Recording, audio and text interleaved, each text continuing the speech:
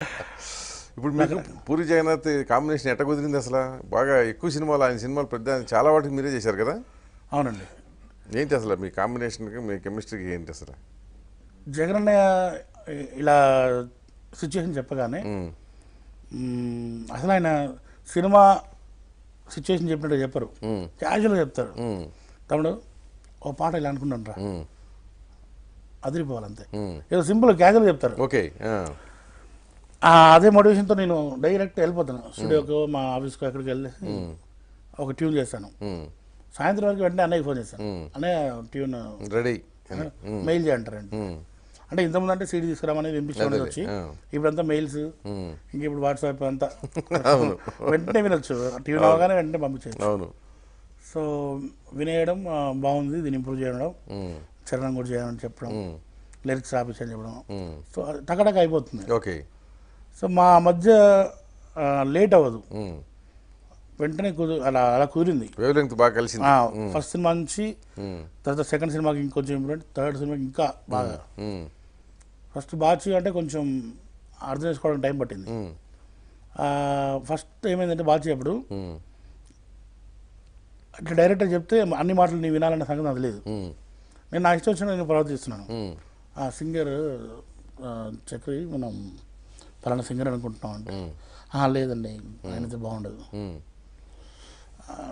సరే లిరిక్స్ తురాబిద్దాం అనుకుంటాను, వద్దండి, ఇలా మాట్లాడడం స్టార్ట్ చేశాను. ఫస్ట్ సినిమాకి ఫస్ట్ సినిమాకి తెలిసి తెలియక అప్పటి వరకు నేను ప్రైవేట్ ఆల్బమ్ చేశాను కదా, అప్పుడంతా నేనే నా ఇష్టం అంతే కదా. అయితే ఇట్లా మాట్లాడదానికి నాకు తెలియదు, ఎక్కడ అసిస్టెంట్ చేయలేదు కదా.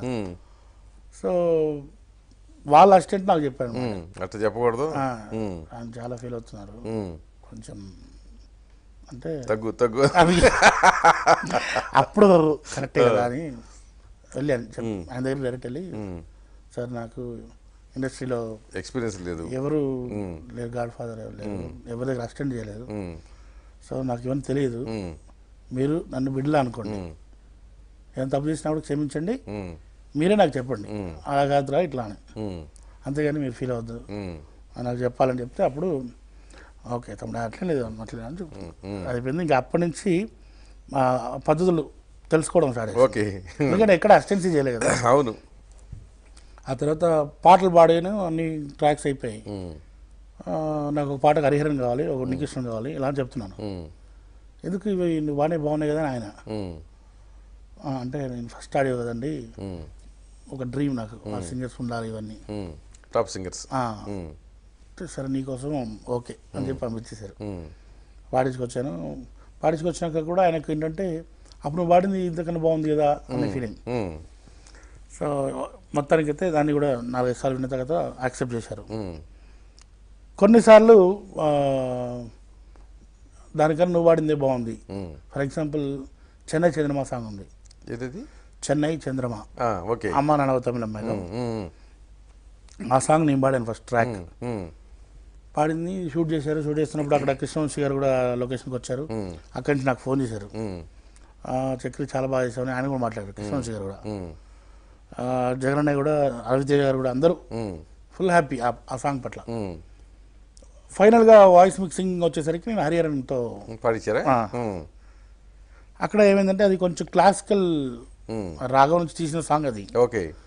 సో దాన్ని నేను కొంచెం మోడిఫై చేసి చేశాను. ఇప్పుడు ఆయన ఒరిజినల్గా పాడేశాడు, చెన్నై అని రాగా అవన్నీ వేసేసాడు, లాగి సాగదీసి పాడేసరికి అన్నయ్య జిమ్ చేస్తున్నారు ఆయన ఆఫీస్లో. వెళ్ళాను మెల్లగా అన్నయ్య చేసుకొచ్చాను సాంగ్ అని, అక్కడ సిస్టమ్ ఉంది ప్లే చేయమని చెప్పాను, వెళ్ళి ప్లే చేశాను. అసలు ఈ క్యాసెట్ తీసుకెళ్ళి మీ ఇంట్లో పెట్టుకొని నువ్వే విను, నాకు మాత్రం నీ వాయిస్ వచ్చేసే. అట్లాగే సేమ్ నిన్నే దేశముద్రులు మంచి ఓకే అయినప్పుడు, ట్యూన్ ఓకే అయినప్పుడు మంచి ఎమోషనల్గా హ్యాపీగా పాడేశాను. కొంచెం కరెక్షన్ అని ఏదో అనుకున్నాం లిరిక్. మళ్ళీ ఒక 2 monthsకి షూటింగ్ అంతా అయిపోయింది, 2-3 monthsకి మళ్ళీ వచ్చారు స్టూడియోకి, పాడమన్నారు. చాలా హైపిచ్ ఉంటుంది అది, నిన్నే సాంగ్ మీరు వినుంటారు. ఎవరు విన్నాను. అది పాడంటే నాకు రావట్లేదు, గొంతంతా పోతుంది. అప్పటికి పోకిరి రిలీజ్ అయింది. అప్పుడు అన్నయ్య ఒక డైలాగ్ కొట్టారు, ఎవడు పాడి మళ్ళీ పాడంటే వాడే బాలేడు వాడే చెక్కి అని. దానిలో ఎవరు బాగా పాడి మళ్ళీ పాడమంటే పాడలేని వాడే చక్రి అన్నారు. అబ్బా అట్లా అనగా నన్ను అట్లా కాదు, చాలా అనిపించింది కదా కొంచెం వాయిస్ ఇవ్వండి. లేదు నాకు ఇది మార్చి మళ్ళీ పాడని చెప్పారు.